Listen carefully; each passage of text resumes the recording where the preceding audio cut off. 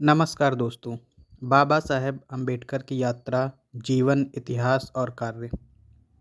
दोस्तों, बाबा साहेब डॉक्टर भीमराव अम्बेडकर का जन्म 14 अप्रैल 1891 को हुआ था।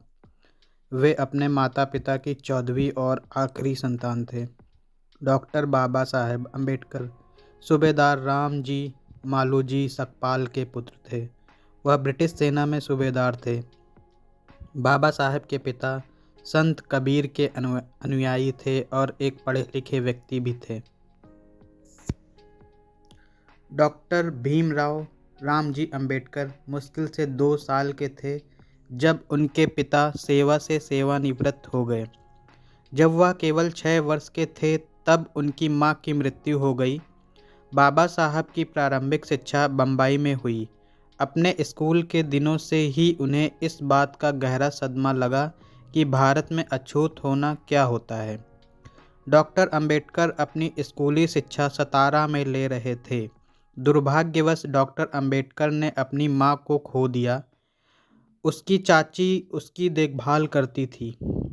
बाद में वे बम्बई चले गए। अपनी स्कूली शिक्षा के दौरान वे छुआछूत के अभिशाप से पीड़ित रहे।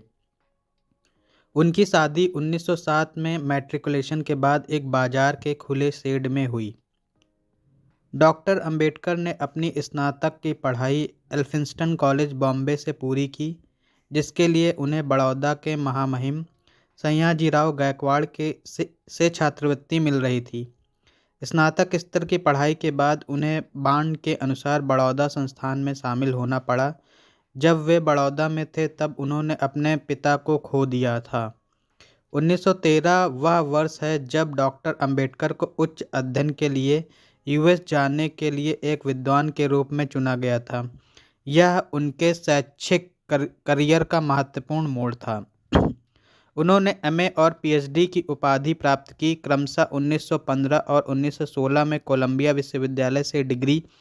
इसके बाद वह आगे की पढ़ाई के लिए लंदन चले गए। उन्हें वहां लॉ के लिए ग्रेज इन में भर्ती कराया गया और डीएससी की तैयारी के लिए भी अनुमति दी गई। London school of economics and political science में, लेकिन बड़ौदा के दीवान ने उन्हें वापस भारत बुला लिया। बाद में उन्होंने बार एट लॉ और डीएससी की उपाधि प्राप्त की। डिग्री भी उन्होंने कुछ समय तक जर्मनी के बॉन विश्वविद्यालय में अध्ययन किया। 1916 में उन्होंने भारत में जातियों, उनकी व्यवस्था, उत्पत्ति और विकास विषय पर एक निबंध पढ़ा। 1916 में उन्होंने अपनी थीसिस भारत के लिए राष्ट्रीय लाभांश, एक ऐतिहासिक और विश्लेषणात्मक अध्ययन लिखी और अपनी पीएचडी भी प्राप्त की। डिग्री इसे 8 साल बाद शीर्षक के तहत प्रकाशित किया गया था, ब्रिटिश भारत में प्रांतीय वित्त का विकास। फिर इस सर्वोच्च डिग्री को प्राप्त करने के बाद वह भारत लौट आए और उन्हें भविष्य में वित्त मंत्री के रूप में तैयार करने के उद्देश्य से बड़ौदा के महाराज का सैन्य सचिव नियुक्त किया गया।